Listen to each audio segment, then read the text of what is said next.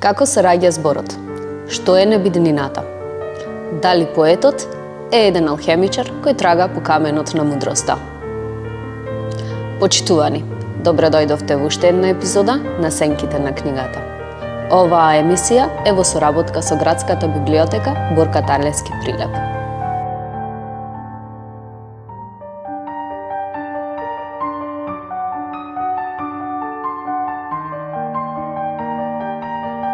Оваа епизода ја посветуваме на поезијата на Ацо Шопов.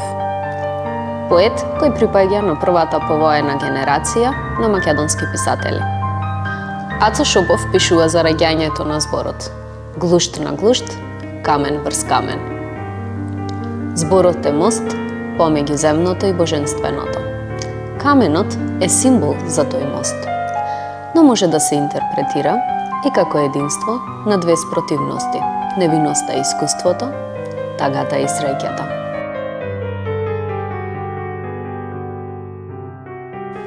Често размислувам за поврзување на символот на каменот со оне камен на мудроста по кој што трагале алхемичарите. Тоа е токму символ на единството. Интересно е што во поезијата на Шопов поетот прави една идентификација со природните елементи на огнот, водата и земјата. Ацо Шопов му ја подава раката на читателот и го поведува од невиноста кон искуството. Но тоа е она емоционално искуство кое што преобразува. Поведува кон белата тага на изворот, која е означува онаа трансформација низ која човек нужно мора да помине во текот на животот. Тој ни шепоти низ неговите стихови дека треба да ги прифатиме и тагата, и радоста, и неизвестноста која што ја носи животот. Затоа што зрелото доба, или кога есента ќе дојде, се си доаѓа на свое место.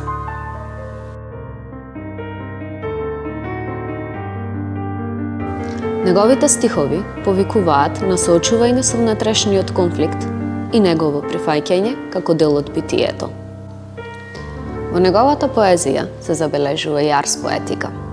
Арс поетиката е песна за зборот, песна за песната. Во неговата песна, долгото доаѓање на огнот, тој ја опишува инспирацијата на поетот, но и размислува за своето битие. Огнот е она што постои длабоко во битието на човекот. Тоа е символ на инспирацијата и на животворната енергија. Раѓањето на зборот е како раѓањето на светот. Зборот се раѓа од темнината, од идземнината. Во циклусот песни молитви на моето тело, телото е символ на самиот поет, кој моли да се најде збор што го поврзува човек со исконското и прастарото. Тој ја бара инспирацијата, а зборот е инспирацијата за поетот.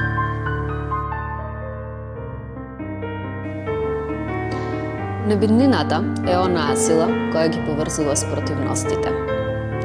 Небиднината е прифаќањето на нашата мрачна и добра страна. Небиднината е изворот на животот кој во себе ја вклучува и уништувачката моќ. Небиднината е љубовта која се случува кога љубиме без зошто и затоа. Небиднината е љубење на онаа суштина во животот која ги вклучува и болката и среќата. Небиднината е онаа црвена роза која во себе го вклучува и машкото и женското.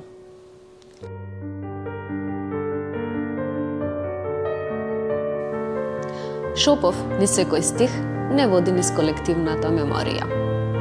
Неговите стихови не водат низ воскликот за татковината. Во себе си ја чувствуваме и отсликуваме Македонија, а Македонија не отсликува нас. Ние сме огледало на нашата татковина, а татковината е огледало на нас.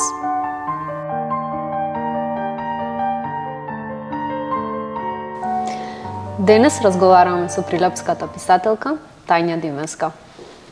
Здраво, Тања, ти благодарам што прифати да гостуваш во нашата емисија. Ви благодарам и вас на поканата.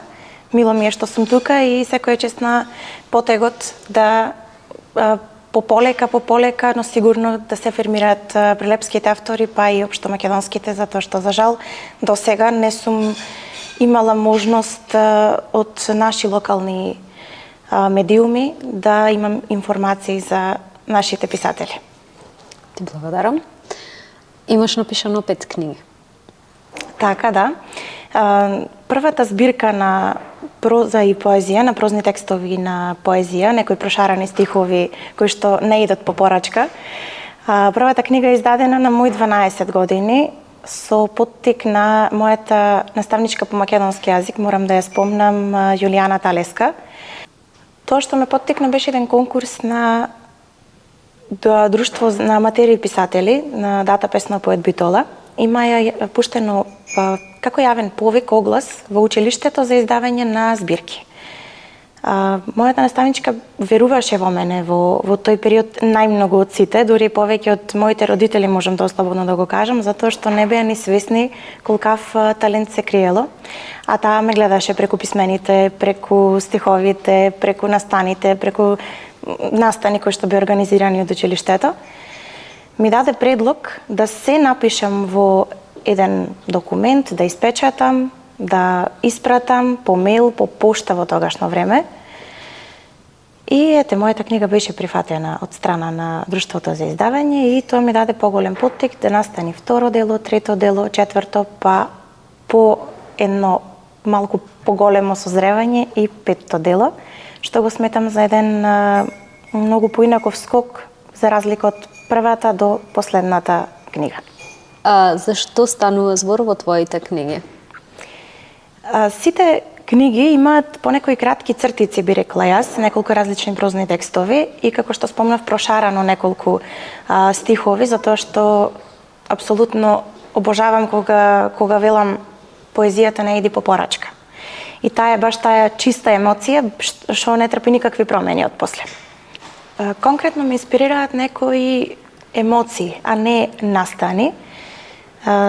Имав можност уште како дете да читам различни книги кои што мајка ми не лагаше да ги читам и најчесто тоа беа српско-хрватски сетови кои што ги имаше чувано од дете.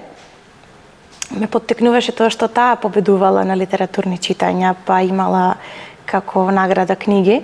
Ги читав тие книги и имав среќа да созревам емотивно многу рано. Затоа се што ми беше од конкретен настан, јас гледав да ја доживувам прво емоцијата и да ја пренесувам емоцијата. И токму затоа сметам дека пишувањето е едно бегство не од реалноста, туку прифаќање на реалноста и најмногу спознавање на себе си, што најмногу и се гледа во последното дело Крадец на броено време. Која е темата во твоето последно дело? Темите кои што се обработуваат во Крадец на броено време не се некои генерализирани идеални приказни, туку е спознавање на емоции најчесто, баш во тој период на развој од тинеџерските години до на законското полнолетство, каде што периодот на адолесценција сите го доживуваме најбурно, како сите така и јас. И мислам дека на младите, особено читатели, тоа ќе му помогне да се спознаат самите себе си и да разграничат дека нема нешто што е нормално и нешто што не е нормално. Затоа што ако нешто за мене представува нормално и правилно, можеби за другите не е така или обратно. Секогаш тргнуваме од себе си, исто има и тука и љубовни стихови, што баш како што реков не можат да се изменат, едноставно се напишани такви какви што се. А дел од нив се насочени кон запознавање на другиот, затоа што праваме на разлика тука во неколку текстови, во неколку прозни текстови, меѓу заљубување како емоција и љубов како состојба. Затоа што заљубувањето е она што го знаеме како треперење на срцето, како пеперутки во стомакот. А љубовта е негување на чувството на другиот. Преку партнерот се запознаваме и самите себе си. Често велиме човек не се менува, но кај човек може да се разбудат различни емоции кои што можеби до тогаш не сме знаели дека ги имаме, додека партнерот не ги поттикне. Кажи ми, дали сметаш дека пишувањето го ослободува човек од општествените стеги? Апсолутно да. Добро познатата мисла хартијата трпи се. Некогаш внатрешните борби полесно ми е да ги изнесам лично ја себе, конкретно на прашањето, полесно ми е да ги изнесам на хартија, некако си го ослободувам умот, а на тој начин се спознавам самата себе си. Можам да видам баш како водење дневник. Јас на моите збирки гледам како на еден мој дневник. Значи на 12 години, па на 14 години, 18, 21, баш како еден дневник кој што е различен. Ако денес се случил некој настан кој што ми поттикнал конкретни емоции, ги разработувам емоциите, како сум се чувствувала тој ден, што ме натерало да постапам некако, дали требало така да постапам или не требало да постапам, тука имаме една доза на самокритичност, што сметам дека е добра, особено во периодот на адолесценција. Тука настанува еден духовен раст. Кажи ми, кои книги би ги препорачала на публиката за читање? Искрено, во моментов не би издвоила конкретна книга, туку би издвоила македонски автори, кои што сте во моментов доста актуелни. За жал, нашата култура не е на такво ниво да се почитуваат и да се истакнуваат македонските автори. Ќе спомнам нашата прилепска авторка Лина Димовска, која што ми е и блиска пријателка. Лина има талент да допре до секој, од 7 до 77. Исто така во моментов актуелни се неколку книги на исто пријателка од Ресен, Лепа Гештаковска-Христовска, која што веќе издаде и трето дело за многу краток период, и искрена препорака и за двете македонски млади авторки. Што би имала да кажеш за крај? Пораката која што сакам да ја пренесувам во моите стихови, во моите реченици, е тоа дека никој на светов не е сам со своите емоции. Секоја внатрешна борба е дел од човековото искуство. Имаат поминато 16 години од издавањето на мојата прва книга, а се уште памтам неколку реченици и се водам по нив. Сончев зрак понеси, каде и да тргнеш. Тоа зракче весело на секому покрај тебе добро ќе му дојде. А кога темен облак на пат ќе ти застане, испи чаша насмевки и разубави го денот. Сонцето во пресред ќе ти тргне, а ветерот ќе престане да дува. Прекрасно. Ти благодарам, Тања, за денешното гостување во нашата емисија. Ви благодарам и вас на поканата. Почитувани, тоа беше се за денес. Се гледаме во следната епизода.